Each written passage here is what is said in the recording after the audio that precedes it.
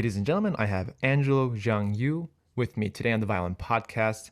And before we begin, I just want to reminisce the moment where I actually saw you performing live at New England Conservatory because you're doing Oh, a massive program of like Beethoven Kreutzer Sonata, and you did some Sarasate, and it blew me away. I think I was listening to that recording of your recital maybe weeks after because I was so inspired. Made me want to practice because I was a student back then, so it was really inspiring. But thank you. Thank yeah, you. That was a how long time ago. it was cool. Yeah, it was quite a bit ago. Like, what was it 2012, 2013? Was it something like that? 2013, probably. Yeah. Yeah. And back then, when you did that recital, were you doing more your master's degree, or were you doing your artistic diploma? I I forget. was artist diploma because normally you would probably get a master degree and then you pursue a artist diploma because it's more of a higher performance level because they only accept one student per year, or sometimes they don't accept anybody. So there was a very kind of like a prestigious program. So I was very lucky to be selected as one of them. So as a result, you get to play twice in Jordan Hall, and then sometimes you get to play at the Boston Symphony, which I was lucky enough to do that. So yeah, that was a while ago. I can't believe it's like 8 years ago or something, and I'm glad you still remember one thing or two about that recital. I do remember, yeah. I think there were like three encores in that performance, Well, I believe. I can't believe. But they were all fantastic. I mean, so I would love to talk to you about because you are a soloist, right? And I would love to talk to you about how you decide your repertoire for a program. What goes into the process of evaluating, okay, this is the music I want to perform. How do I organize it? How do I manage all of this? Could you explain that to the audience real quick? Sure. I mean, it's always hard for us as performers to decide a program because there are so many factors you have to take into consideration. Sometimes you have to consider, what kind of audience group we're facing. Different city, they have different taste, and different country, different region, and that's number one. And number two, I think it's more of a balance. So maybe something I would like to perform, I enjoy performing, may not be necessarily the audience favorites, and sometimes audience like to have showpieces, obviously, but if I give a recital that has 10 showpieces, I would be miserable. And so I think it's all about balancing. I think you have to have different, style variety, and I think that's number two. And number three, and also most importantly, is always wanted to have like a theme, like a basic theme. For example, if you want to have a French theme, if you want to have like a conversation, sometimes I could even have like a complete Baroque in the first half and a complete modern in the second half, but they're somehow correlated. And sometimes I feel like even Bach is so close related to jazz, and the rhythm. And so I think I always wanted to have a theme. And I think that is probably those three aspects are something I would like to focusing on. And of course, I also try to realistically not to repeat the same program I did in the past 3 years. I try not to repeat most of the repertoire. Sometimes, if audience particularly like certain piece, then I probably would keep that as the centerpiece of my recital. But most of the time, I would like to play different repertoire. And maybe after 3 or 4 seasons, I bring something back, and actually I learn new things every time I revisit those repertoire. And I think it's a great thing for me as well. What's currently on your music then these days? I would love to know what you're working on, what kind of performances you are preparing. If you can share with us, I would so curious. I just did the Mozart Concerto Number 3 with the Richmond Symphony as the gala performance at the Menuhin competition. So I just got back, and I also did a world premiere of Mason Bates' Bond Away, which was supposed to be the commission work for the junior competitors, but sadly they could not come and play live for us. So I got to learn it and be a quote unquote competitor this year and to premiere that piece. And I have two recitals coming up, one in Boston, one in Sarasota. And so I chose those repertoire carefully, and I'm currently working on the two sonatas by Mozart and two sonatas by Beethoven, plus a suite by Britten. And it's so interesting for me because I think Mozart and Beethoven are two of my favorite composers that I really cannot say like which one is my absolute favorite because I love them equally. And I think I'd it's say the always same. so challenging to, yeah, exactly. So yeah, those are the things I'm working on, and it's so interesting. Like I'm working on the Spring Sonata, which I've performed so many times that I feel like it's getting harder and harder and harder every time I play it. And I think these are the interesting pieces that I feel like everybody knows it. But I think those are the most challenging part. Just because everybody knows it, then it puts so much pressure on you that you have to play it so well. Not like giving the audience that impression that, oh, Spring Sonata again, we've heard that a million times. Every time I perform some pieces that everybody knows, I would always wanted to bring some fresh air. And the best result for me is the audience came to me is like, wow, I've heard this so many times, but this is a performance I would like to remember of them. That's really the biggest compliment to me. Yeah. I also find it difficult. The more you play a piece, the harder it gets because you hear more, you're studying it more. It's kind of like evolving with you as a violinist. Is there a piece in particular, not in this program that you're working on, but in your previous repertoires and previous seasons, is there a piece where you evolves with you from the top of your head? Mm, there are many. I mean, again, I would like to bring up Beethoven. His violin concerto is something I feel like it's getting harder, and it's so exposed. And I've played that many, many times with different orchestras, and I just feel like no matter how well you prepared or how well you feel like you're prepared, um, it just never really goes the way you want it to go. And I remember a famous quote from one of my uh, you know dear violinists that I really really admire who passed away a couple years ago, Masuko Ushioda, and she is a late student of Joseph Cigati. And she also taught at the New England Conservatory when I was a student there, and we sometimes have casual chats. And I remember one quote that she told me is like, I remember I played this violin concerto about 10 times in a row in a month or something like that. So she did it with 10 different orchestras. And the second to last time, it was almost in tune. And she was surprised by it. Oh, wow. So that's how hard it is. So I felt exactly the same way. Not only just because of the technical difficulty, it has to be perfect, but sadly, we're all imperfect human beings. It's just impossible. But also musically, it was so simple. And that is the most challenging part.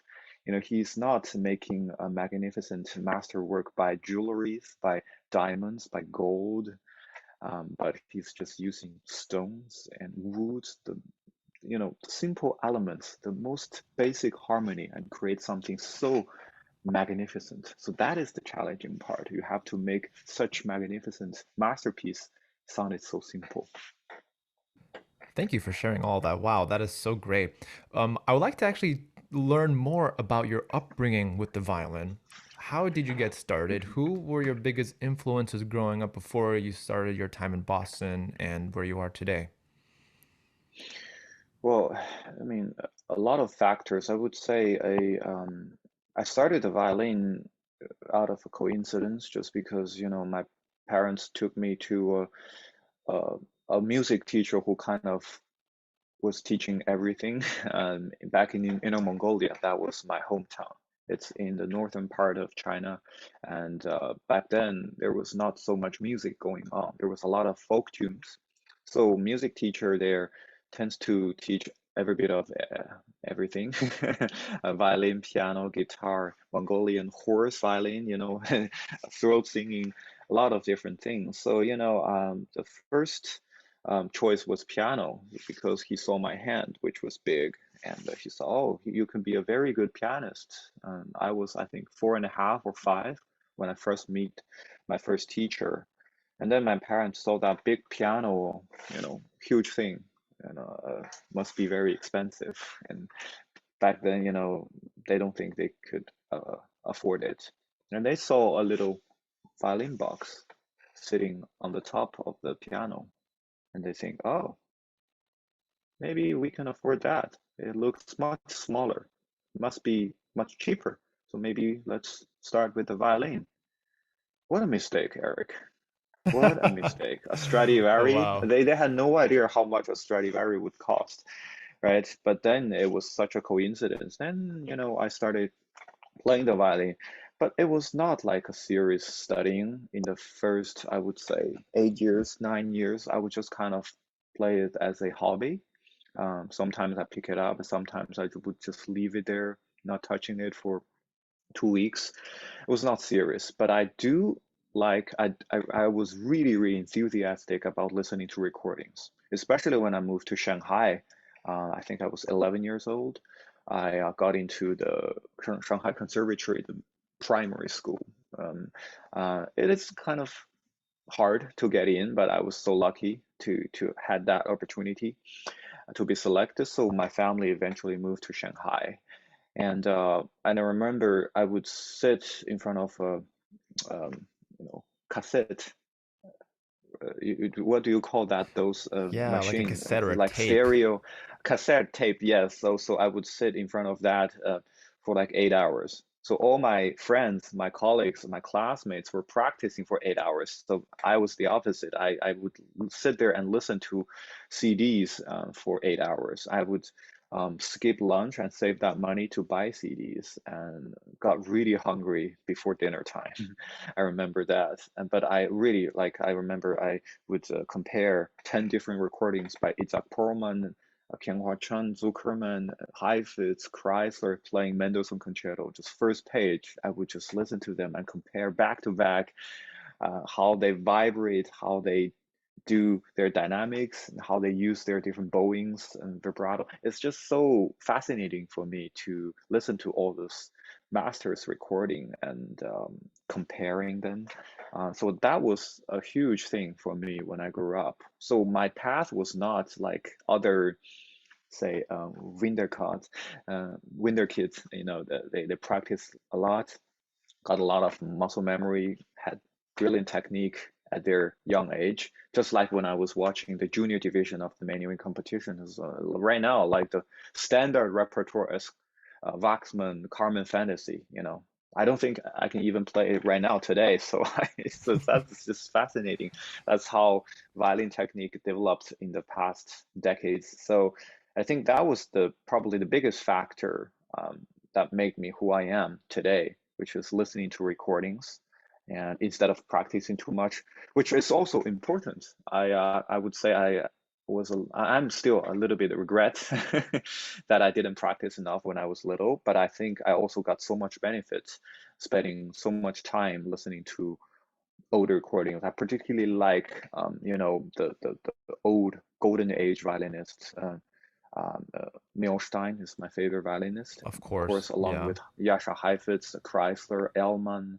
And I think that's something that is missing today. Like my students, especially the younger students, they didn't even know who those people are, and they don't listen to recording just because right now social media is so strong and predominant, and Instagram and all that stuff. The videos are so short, it's like 10 seconds or 60 seconds.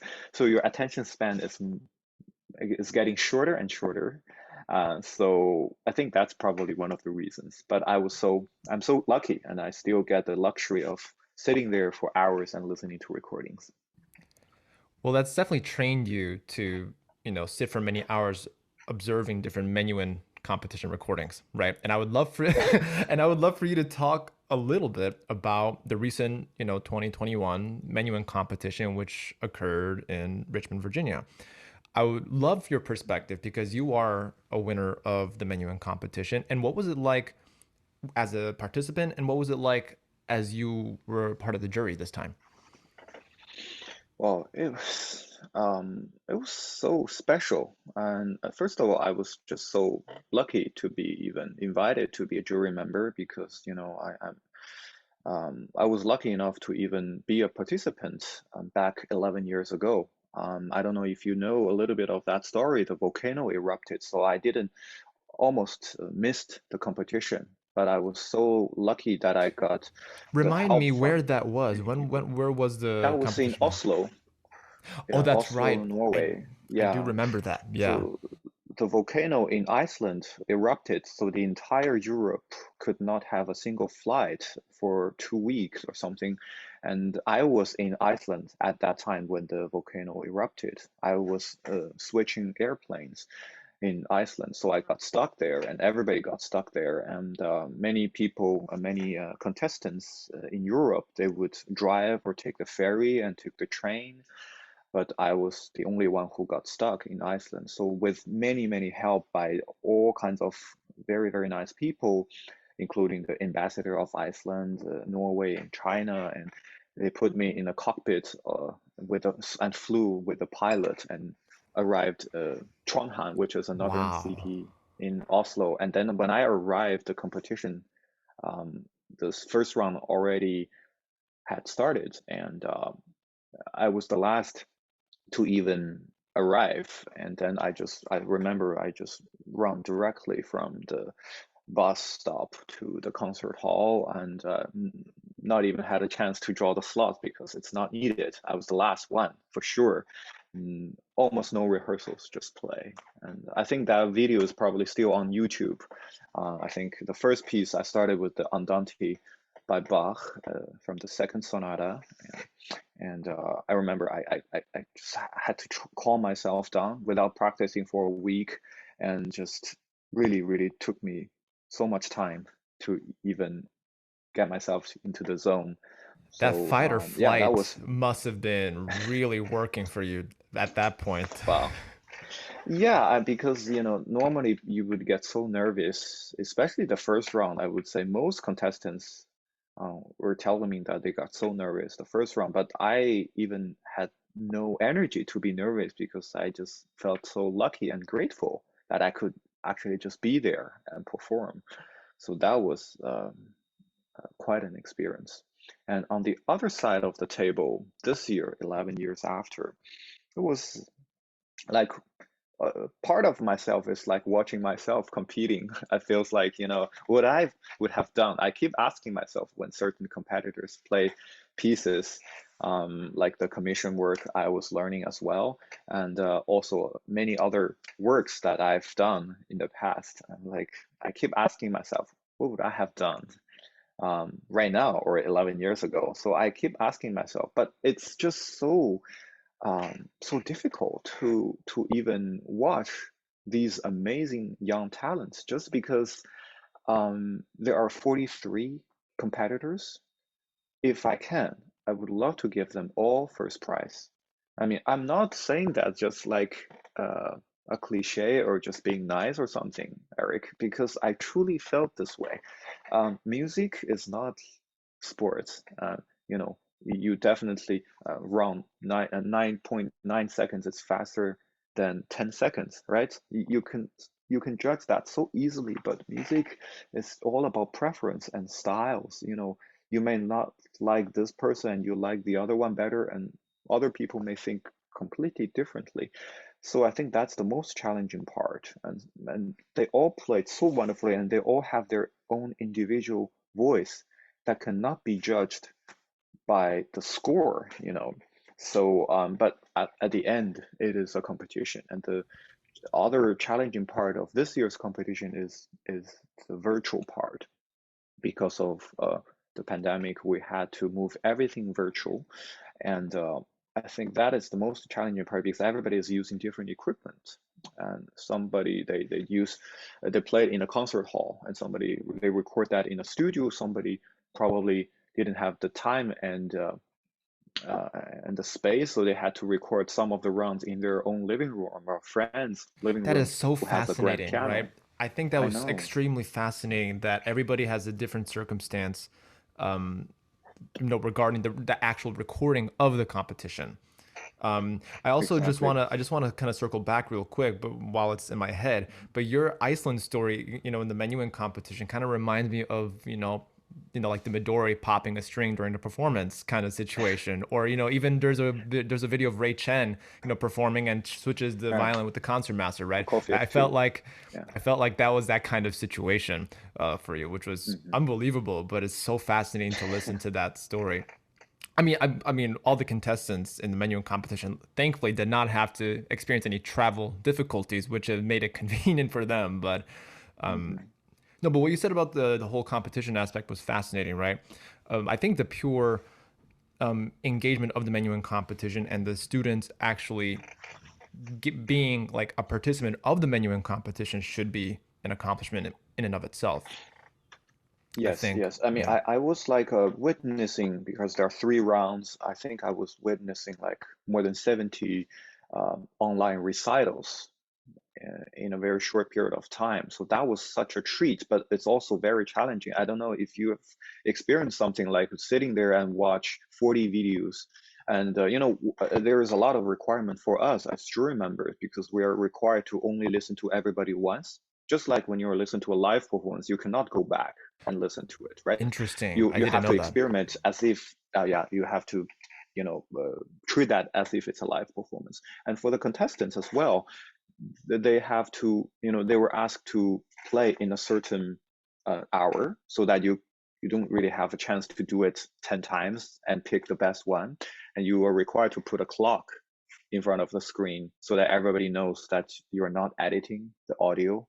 Because right now the technology is so advanced, you can just insert some, write notes and You can to kind splice of something cover the in. Hmm. exactly. But with the clock they're moving, you just cannot do that, That's a and very especially considering the interesting time zone. that's a very interesting solution to see if the clock is Exactly. continuing to move around. Wow, I did not even think of that.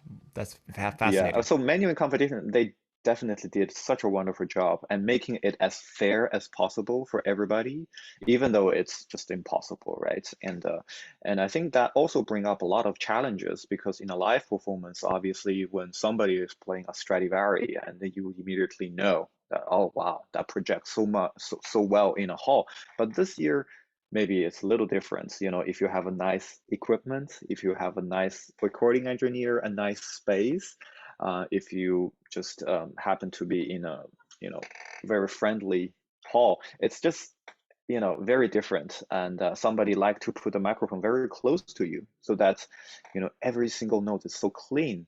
And somebody maybe put it very far away, but maybe yeah, that cover up some of your little flaws, but doesn't really give you a Hmm. lot of clarity. So you have to take that into consideration. And I personally have to almost guess a little bit by looking at the contact point and the way they use their bow. And I have to watch very closely and to kind of guess if this particular player is going to project in a hall.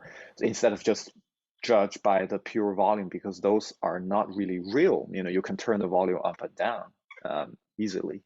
It's very interesting what you said about, you actually had to visually see how the contact point was.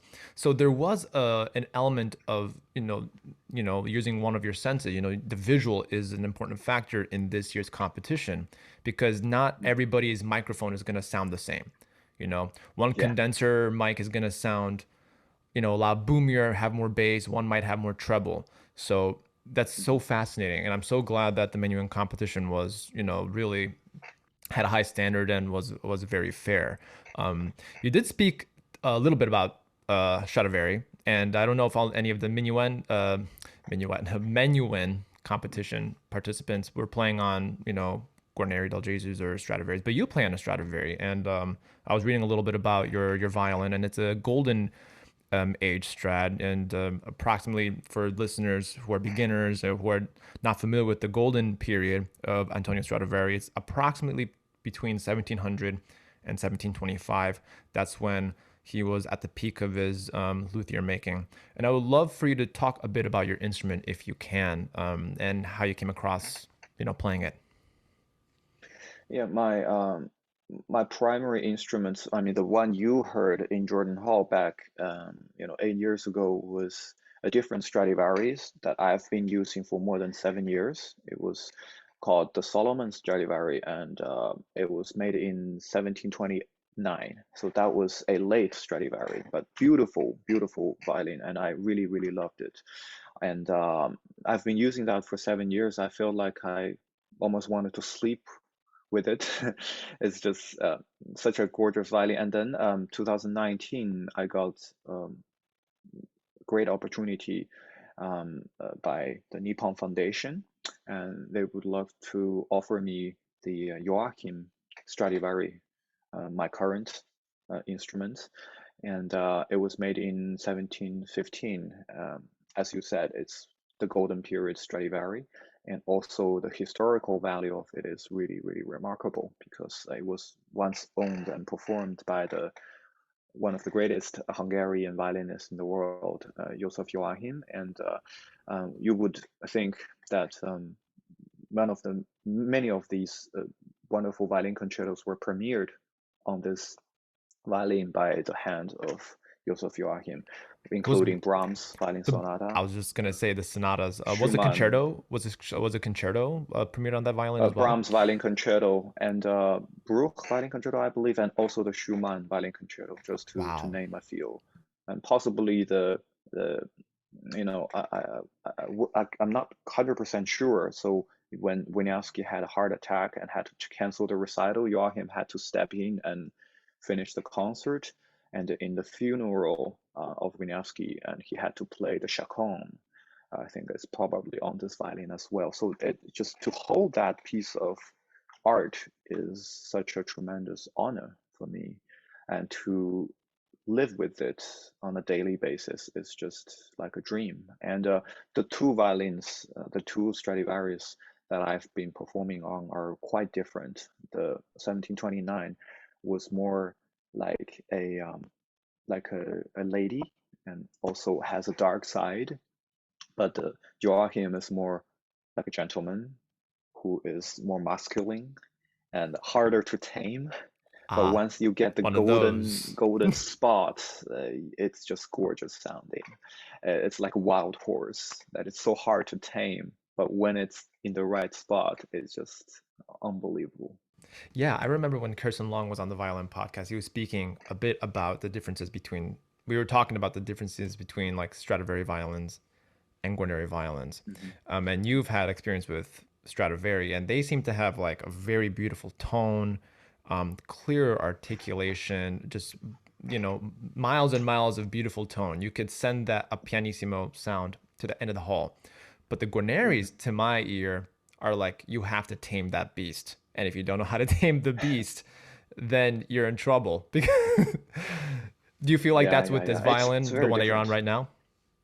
Oh yes, yes. I mean, it's just so temperamental. It's like many great Italian old instruments are like this. It's not like you put your bow down and automatically sounded good. In fact, it's Sure. quite the opposite. I would say that to many of the great modern instruments I played on, you basically put down your bow and it automatically sounded pretty decent. But the old Italian, you have to really search for the golden cut. And to your opinion about the Guarneri del Gesù and the Stradivarius, I would agree, but not always. I mean, everything has both sides, and also there are exceptions. Of course, So I yes. would That say, was an over just the ones that, in that exactly. episode when I was talking about the ones that I heard that day in that hall in comparison Hmm. with the Strat and the I see. Guarneri. It was that I was see. my observation. So yeah, of course it would be Hmm. an overgeneralization to be able to categorize those violins. But I would agree with you, actually. I feel the same way in general, because I've witnessed a lot of concerts that we sometimes, I think 2 years ago, many violinist friends with me, we played a Brandenburg concerto, and also the Vivaldi four violins concerto with Paul Huang, Chad Hoops, and a lot of The dream great team. violinists on the stage. Yes, and we play different instruments, obviously, and then the audience hear things from another perspective, and the reaction was basically like this: when you have uh, a Stradivari and you sit in the very back side of the hall, you feel like the sound is filling the room. It's like you cannot tell where the sound is. It could be there, it could be here, but it's like everywhere. And it's just like flying all over the The place. sound is always But when you spinning. have exactly, It's great. but it's not like not like a cannon's like in your face, but the Guarneri del Gesù is like boom, It like punches you this. right there. I felt It's I like felt right that there. too. I felt that too. And I know that you're playing on a Stradivari, but I want to geek out for a minute. Would you allow me to geek out with you for a minute? I would love Yeah, to talk please. about the bow that you use. I would also love for the audience to know what kind of strings you use. Because Okay. if Yeah. it does have any impact on your playing, your style, your projection, etc. Oh, definitely. And I think this is a kind of a very violin nerd stuff I would like to, of I'm all course, about dig that. in. Let's So, let's do it. so the bow was very interesting. I'm actually using a bow made by Heel, and it's about 100 years old. One of the very fine Heels I've ever played. So it was interesting because we were talking about the Menuhin competition. So 11 years ago, I was still a sophomore student at NEC, and I obviously didn't have my own bow, so I borrowed this from the Runing violin shop, and they were so generous to provide me a couple of choices. And so when I pick up this bow, I just feel like it suddenly became an extension of my right arm because I didn't even need to think about anything. The weight, the balance, the bouncing was perfect. So I used that bow for the menuing competition and I won the gold prize, of course. And then when I came back, I had to return it. That was the most painful thing I had to do. And then I started saving money. And luckily, the bow was not very, very expensive. So after about 3 years, I was able to buy the bow myself, and luckily it was still available. And so Normally that's I not the used that bow case. ever since. Normally that's Exactly. not the case for people who are listening for people who are new to us at the Violin Podcast. That's very rare for that to happen. A good bow when it's out on the market, people are usually on trial and trying it out, but you happen to get your Mhm. hands on it and you claimed it as yours. So, good. That's excellent. Maybe it was God's decision to Of keep that course, for as a me. higher So, power. and exactly. So I was very lucky, and in fact, I've played a number of nice bows, like Tort, Picard in the past, but nothing really felt so close to me as this bow. So it was very special bow. And strings, those are very important because many people underestimate the importance of the strings. And the people just think if you have a nice violin, any string will make it sound good. And if you have a modern violin, maybe it tends to like certain strings. For me, every single violin is different. You have to make sure that the string is the best for your violin. Some violin likes a little more tension, some violin like a little looser, and also the way you use your bow, the way you know how much pressure you put on your bow or how much bow speed you would like to use. So that really plays a major role in choosing the strings. So I've been using well, my starting string 10 years ago was dominant. And then the Peter Infield Pi came, and then that was clearly the best choice for me. So I've been using that for almost a decade, and I feel like it's the best for me. I've tried many other strings. They're nice, but not like Pi, Peter Infield, because it gives me so much flexibility to do what I want, and also give me all these different layers of colors. And I don't know if you noticed that I would like to push the boundaries. I would like to make the pianissimo like so soft that the audience has to do this in order to hear Yes. it. And Hmm. when I play fortissimo, it almost feel like, when I practice, my fiance always told me that she's become deaf because I'm playing It's so so loud, and loud. I still wanted to push it. So that those set of strings give me that possibility. And then this year I started to using the rondo, also by Tomastic. That Those is very new. those are my favorite. The rondos. Yes. I also went on the similar string journey path as you. You know, when I was in college, I Mhm. tried many different, from like passione to passione solos to dominance with the gold E. I tried the Infeld blue, the Infeld red. Then I kind of graduated to like the Peter Infeld, the pies. Um, he was like ADG, I think silver D or something, and then like a different E string. I can't Mhm. remember what. Same. But now I love the rondos. For some Yes, me too. reason, I mean, there's just like, again, that flexibility that you have. It's not, the tension is not too much, but it's not too little. It's just like just enough for you to oh pull that yes. sound. For me, I'm so glad that we use the same And it's brand very strings. warm. It does not only project well, but it also has this warmth that is a little different from the pie. And of course, same as you, I use different E strings. I never use the original set. It's not that they're not good. It's just I have my own preference. I think my favorite is the Jager Forte. And Interesting. also occasionally I like to use the superior Yager, which is the gold label. And I also experienced sometimes if a certain violin has very bright E string, so I will use medium, but mostly of a Yager forte. Like a And hard also tension when E you string. exactly when you have like a very dark violin that doesn't have a lot of top, I even sometimes like to experiment Westminster, which is the very, very strong string. That is a very But strong E yeah, string. That's like very they strong. they they they just cut a piece of steel off the factory. They just made it into a string, I feel like.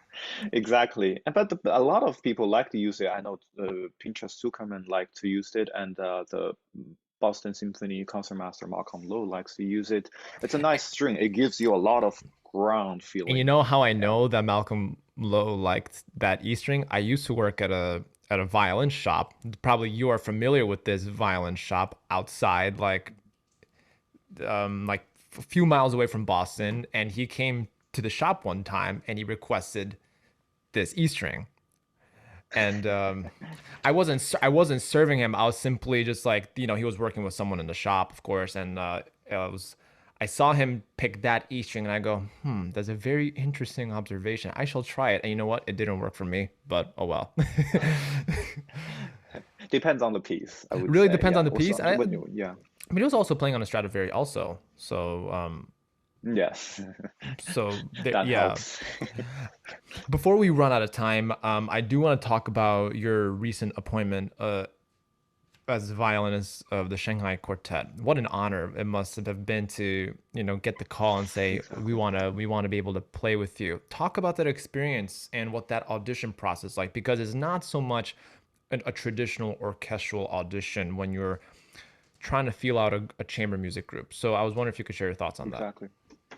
Well, I mean, the audition process was very interesting because it was exactly a year ago when they auditioned various of candidates, and yeah, it was a year ago in May, and wow, it felt like yesterday, and the COVID situation was very severe, and it was actually fascinating to me that we actually really were so brave and to take the next step to actually have a live audition. So everybody wearing masks 6 feet away, and we were playing in a big church, and it was interesting. So basically, I was asked to play Beethoven Opus 59, Beethoven Opus 18, and Death and Maiden, Smetana, and Haydn, and Grieg, and all that repertoire. Just just come and play. No rehearsal. Just play. Just come in And and sight read. was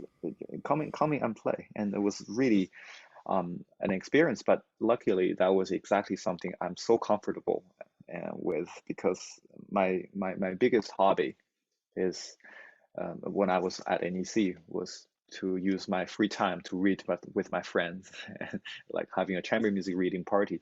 And I also grew up playing chamber music. I was the probably the only group or one of only two groups in the middle school of Shanghai Conservatory who actually took chamber music classes and have my own groups. And I had my own quartet for 7 years until I came to the States. and we actually premiered a lot of very popular piece, but it was never played in China. We premiered a lot of chamber music works like Woolman, Hartmann, and those pieces in China. So I was actually I consider myself a chamber musician. I was never even thought about being a soloist, actually. Interesting. Even when I came to the States, and the reason why decided to study with my dear teacher Don Weilerstein, was part of the reason was he's the first violinist of the legendary Cleveland Quartet, because I Yes. also wanted to, you know, someday become somebody like him, a great teacher, a great chamber musician, great soloist, great person. And I think that was, that really makes the whole foundation of today.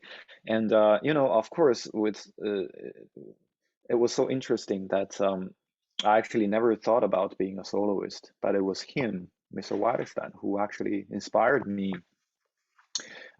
After one lesson, we were kind of chatting, and I told him that, my dream is to be like you, somebody like you, a great teacher, a great chamber musician, have my own quartet. And he was like, "Oh, that was wonderful, but maybe you also wanted to try to play some solo because you have such a special sound that I immediately recognized when I first heard you play in the audition. And I think it'll be a pity for us not to hear this kind of sound."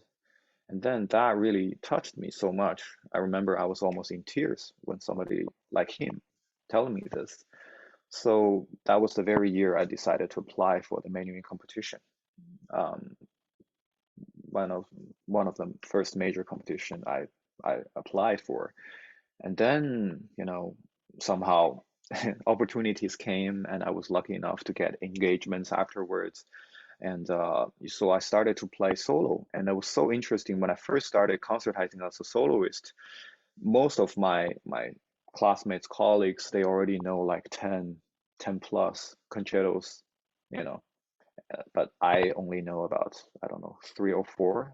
I'm not ashamed of that because I've known a lot of other things, a lot of sonatas, chamber music that they've never played. So, it was a fascinating experience. So I actually first learned the Tchaikovsky concerto when I was 26. I've never Mm. played that before. I first performed the Mendelssohn concerto when I was 25 or 26 also. So popular, right? But I've never performed that. A lot of pieces that I've just learned for the first time after 25. So that was a very different path and probably would have shocked a lot of people to hear that, right? But I think I'd rather do that instead of playing, say, Beethoven concerto when I was 9 and play it all wrong and never want to touch it again. So I think in Yeah, a way I'm grateful. I agree. I feel like there's a level of maturity that goes into the violin playing, and you've lived a life. Mhm. I think you lived a Yeah. life. You understand more. Like music is life, right? Like it's in all Mhm. aspects of that's oversimplification, of course, but like there's so much you can say in Beethoven violin concerto without having to speak any words, as I'm Right. sure you can say, right? But there is Yeah. yeah. So this is really like a foundation for me. So I grew up both as a chamber musician and a soloist. So I think this is to having both in my life is very important so that I can kind of um, be comfortable in all regions. So I think the one of the main reasons why I decided to apply for the Chamber Music Society of Lincoln Center, Chamber Music Society of Lincoln Center program in 2017 is just because, I've been playing 3 full seasons as a soloist, and I feel like there's something missing in my life. I enjoyed playing different orchestras and traveling around the world and be kind of the spotlight of the stage. And that was great.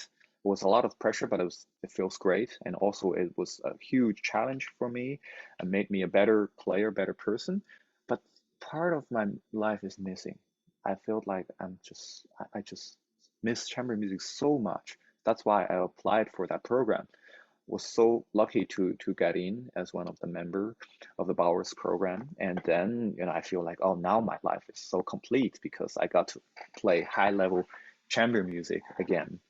Last year pandemic hit us very hard, and this opportunity kind of came out of nowhere. And normally a lot of friends of mine, they were like not even thinking that I would even take this opportunity because they thought I didn't have the time and the energy, or maybe I'm not even interested. But only myself know myself better, right? So I actually felt like this is a once in a lifetime chance for me to fulfill my dream and playing in a world class level string quartet. So I did the audition, and obviously the player were very happy playing with me, and I also got so inspired by the quartet, and I felt like I didn't even need to think about anything. I just sit there, and we kind of clicked immediately. And so I felt like, the members of the quartet told me afterwards that they felt like, after we started first note, they knew that I'm the one. I was the one Wow. that was perfectly fit in the quartet, Just that and one the note. sound It's the concept. feeling Oh of yes, it's a feeling, it's the moment you all touch the string together. That's fantastic. immediately. Yeah. I mean, that's just the magic of chamber music.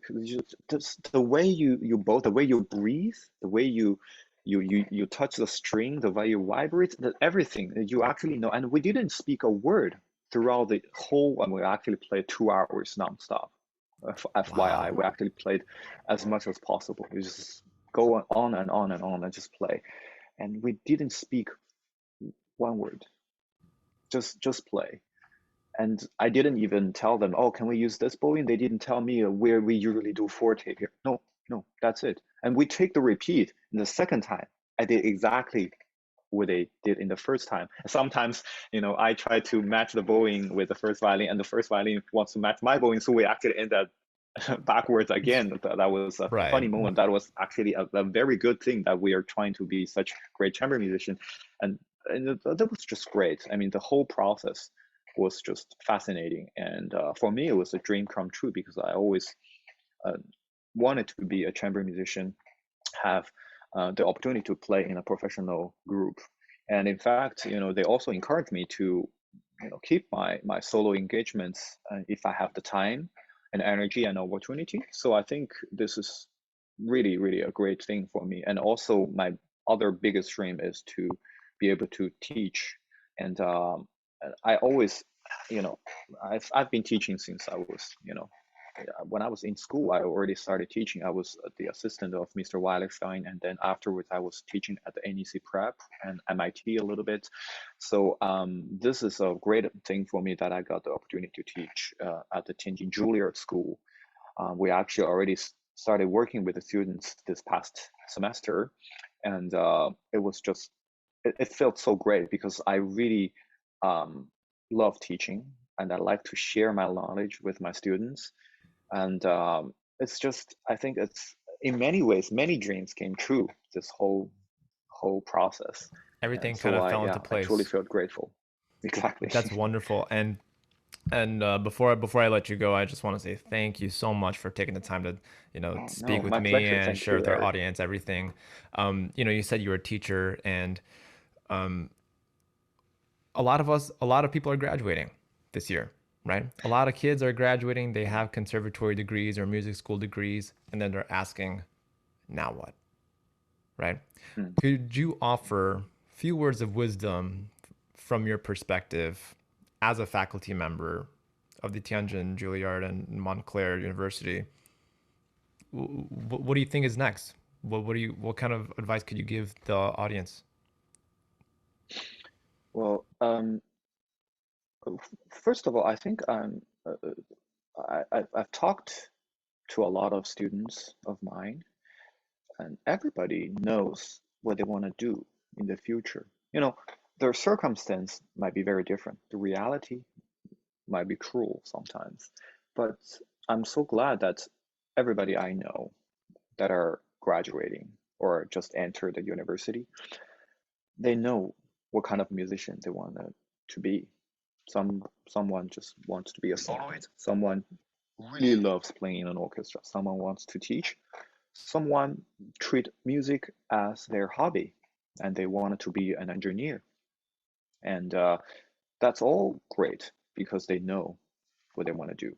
So that's, I think, the most important thing for me. Once you know what kind of musician or what kind of person you wanted to be, that's, I think, a great start. But also, as you mentioned, after graduating, now what? Because there's just certain number of openings in orchestra, and there's just that many quartets or teaching jobs out there. And also, I also went through a period um, when I graduated from school, or like the year before my graduation. I tried different things. Not every time it worked out. I tried different auditions. I tried some, you know, open competitions. I did not advance every time. I actually sometimes even didn't pass the first round, the videotape round was normal for me, and I'm not ashamed to share that because it's part of life. So I experienced that as well. But I keep remind myself this is just to prepare for the next step. Something better, something bigger is coming. So this is just part of the process. Because I keep reminding myself. And then, of course, finally, it'll come. Your dream will come true. And I think also the other thing is to believe in yourself. I know, again, it sounds like a cliche, but I wanted to make sure I say that clearly. Believe in yourself. Don't change the way you play. Don't change the way you look at music. You know, sometimes I would see students came to me and say, "Oh, so who and who is the judge of this competition I'm applying for?" And he likes to he likes to play loud. So should I play louder? Something like this. Don't do that because there's so many uh, roads. All roads lead to Rome, I would say. So there's so many different ways to be successful. So don't change the way you play just because so and so tends to like that. And you can never predict the future. I think I, as a jury member or as a teacher, I always look at each individual differently. I'm more looking at, are you believing in things that you're doing? Are you doing the phrase you want it to be? Are you making the sound that you would like it to sound like? So I think those are the most important thing, because when you try to imitate somebody or you're trying to be somebody else, we can hear that, we can see that is not that you're not being yourself. It was so obvious. It's something you cannot hide. After a while, we realized. So make sure that you really believe in yourself and be the best version of yourself, not somebody else. And stay original, people. Stay original. Exactly. Angelo, I've taken too much of your time. Thanks again so much. You can learn more My about pleasure. Angelo at angeloviolin.com. I'll leave links in the podcast notes, but down below. And if you enjoyed this episode of the Violin Podcast, please make sure to hit the subscribe button. That way you get notified for when new episodes come out. It also helps out the episode to provide more episodes for you. Angelo, thanks for your time, and I hope to keep in touch and stay in My touch. pleasure. Thank you. Yes, please do.